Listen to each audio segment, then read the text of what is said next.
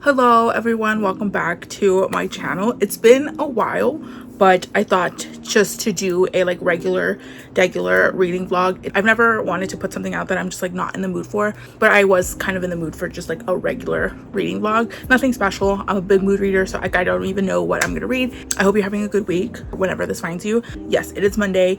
We'll see how long the vlog lasts, but yeah, let's just talk about what I'm reading. I'm currently in the middle of two things. I am on the second book of the Alpha and Omega series. This is Hunting Ground by Patricia Briggs. I've talked about Patricia Briggs' other series, the Mercy Thompson series. Let me go get a book for that. This is the Mercy Thompson series. This is a 14-book series, one of my favorites. It's an urban paranormal. I would say this is probably one of the more notable series. If you're talking about some of the bigger ones in that subgenre, the Mercy Thompson, Patricia Briggs typically comes to mind. In this series, we follow Mercy, and she gets involved in a lot of werewolf, fae, vampire drama, your typical urban paranormal stuff. But in this companion series, we follow Mercy's adoptive brother named Charles. Charles, and Mercy's adoptive father, is the head werewolf of most of the Americas at this point, and he does need a enforcer to enforce his rules, and that is Charles. Every now and then you do hear Charles come up in this series, and it's always in a very threatening manner.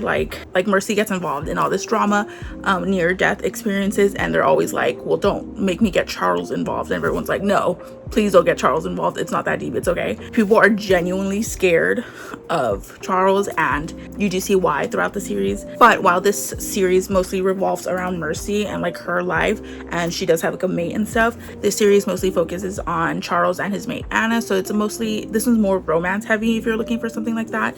Not that there isn't in this one. Like I said, Mercy does have a mate as well.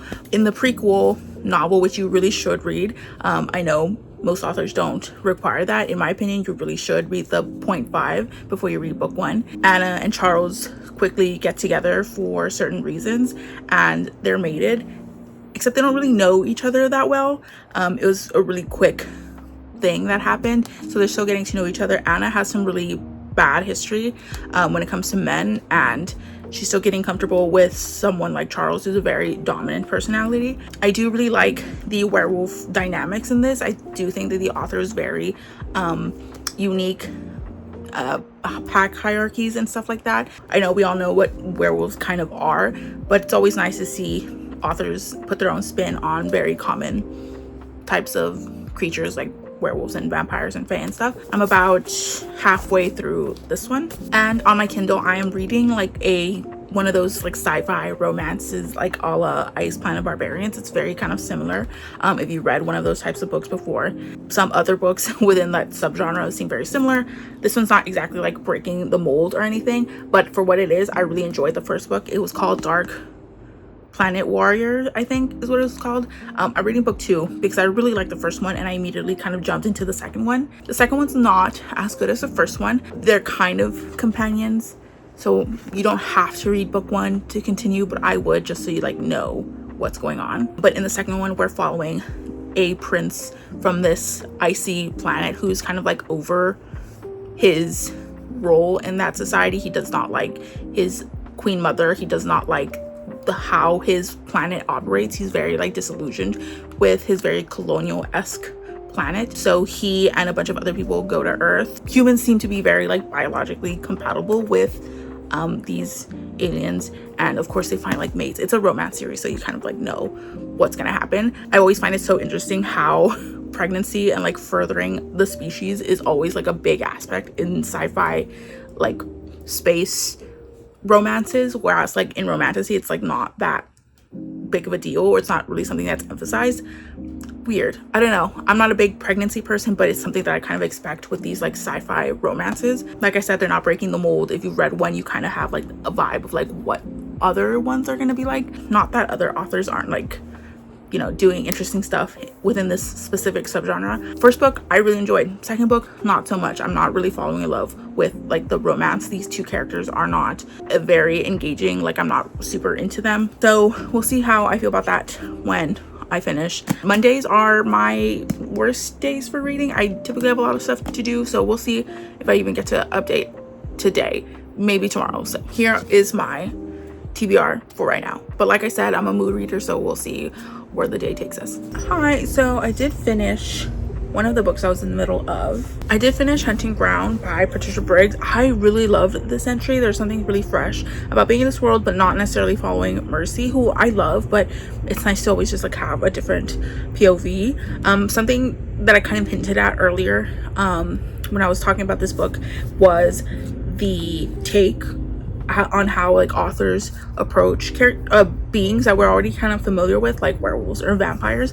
The werewolves here are so cool. I really like how things like the pack dynamics work, but also like bonded wolves and how they can draw like power from each other. It's kind of hard to explain if you're not like reading it. It's a little mental work. This one had a bit of a mystery, which I love mysteries. This is right up my alley. We got to see a lot of more growing in the relationship between Anna and Charles. Like I said before, they got mated very quickly without even like really getting to know each other, so it's still like a growing relationship. I really enjoyed this one. I thought it was really good. I will eventually read the next book, but I do need to take a break from this series and the other series that I recently started / continuing. I do still need to finish Dark Planet Falling, this series as well. I recently started it and I continued pretty quickly, and so I'm kind of getting a little burnt out on both of these worlds because I've been in them so constantly for a bit now. I'll finish this book and then I'll read something completely unrelated. I do need to take like a little bit of a break between books in a series, even though I am very focused on continuing series right now. Reading them like one right after each other is not something I can do. I'm not young anymore. I feel like that's something I could do when I was younger, not anymore. So I will read something in between, maybe something more cheesy, dramatic, YA-ish maybe. Let me finish this ebook and then I'll come back when I have something else to talk about. It's only Tuesday though, so I have time. Hi, hello. So it is Thursday. I didn't film a clip on Wednesday. I got like really sleepy and I was like very tired that entire day, and I still kind of am, but I did actually finish something on Wednesday. I just like didn't update. I did finish my ebook, which was Planet Warrior Falling. We're following a woman from Earth who is kind of playing a liaison between these aliens that have come to Earth looking for a new home, looking for just somewhere else to live because they don't really like the way that their old planet is structured. It's a very colonial-esque planet and they want nothing to do with that. And our main character is like that really like spunky like female lead. Yeah, I don't know, I just really didn't care about these characters at all. I read the first book last week and I really enjoyed the characters. I thought they were compelling. I thought the world building was interesting and cool, but for this one, not super like fun or as fun as I had in book one.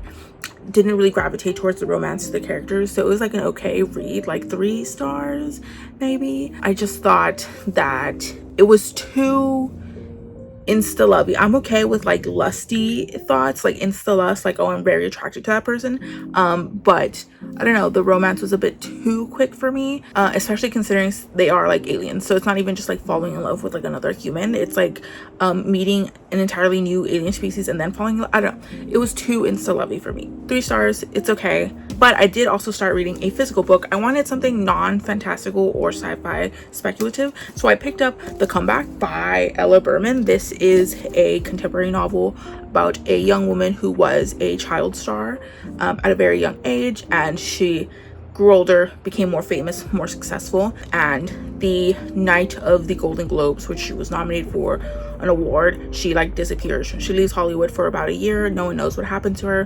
Why'd she leave? And then she comes back, and we're kind of slowly figuring out the things that made her want to leave the industry, but also like her life in general. When I first picked this book up, I was obviously getting like Me Too vibes, like Harvey Weinstein type stuff. Our main character had a very long-lasting work relationship with a producer, and they kind of help build each other's careers, and I'm gonna assume that it goes sour at some point. So topic wise, very up my alley. I do love pop culture. I love like film, television, that kind of stuff. I do like keep up with like gossipy type stuff. I know it's like cheesy or whatever, but I love pop culture, and our reaction to pop culture moments is like a good gauge of like where we stand like in a society. So I do like pop culture related type books. The writing I'm not so keen about. Our main character is very flawed, and I expected that from her, but I appreciate when a main character is flawed and they don't quite see it, or it's not quite evident to them. Like our main character is very self-centered, and she kind of is like quick to react in very hurtful ways, and that's all fine. But the way that it reads like it kind of reads like edgy teen girl who like is like in her bad girl rebellion high school era almost, and you can maybe like chalk it up to like Arrested Development maybe, but I don't know, there's something very juvenile about her internal monologues almost.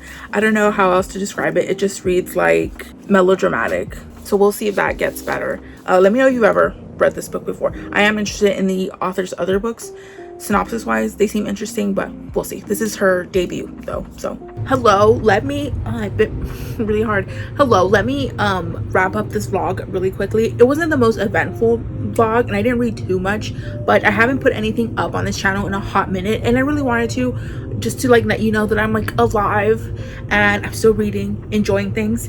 Last time you saw, I was reading The Comeback by Berman. I still haven't finished this, but I am a little over halfway done with it. And I think the last thing that I said about this was that I'm not quite happy with certain parts of the character's voice, and it's like in this weird in between of like third person, no, it's first person, but it's like semi aware.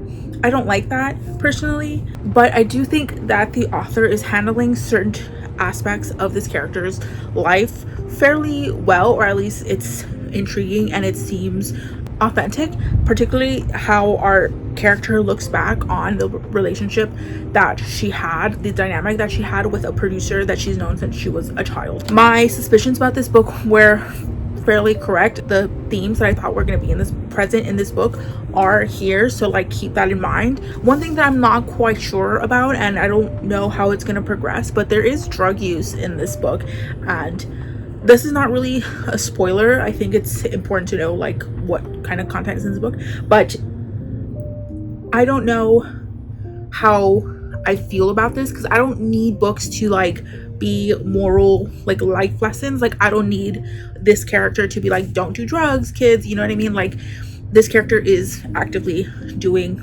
drugs, not even light drugs, like more harder stuff, and I don't know how I feel about it. And I'm obviously not blaming this individual character, because she's gone through so much stuff that like the fact that she's turned to drugs is like not surprising. It's not surprising for a once child star to also again do drugs. I don't really love how non-issue it is. It doesn't completely read that way, but it does kind of read like I rolled out of bed and then did a line, and it's like okay, I guess I still need to finish the book and see like how much character work happens. I will finish this next week.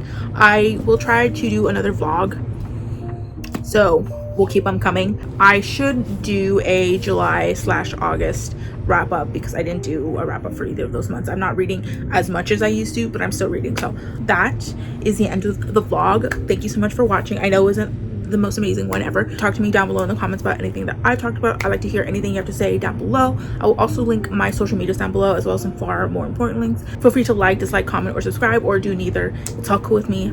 Thank you so much for watching, and I'll see you in the next one. Peace.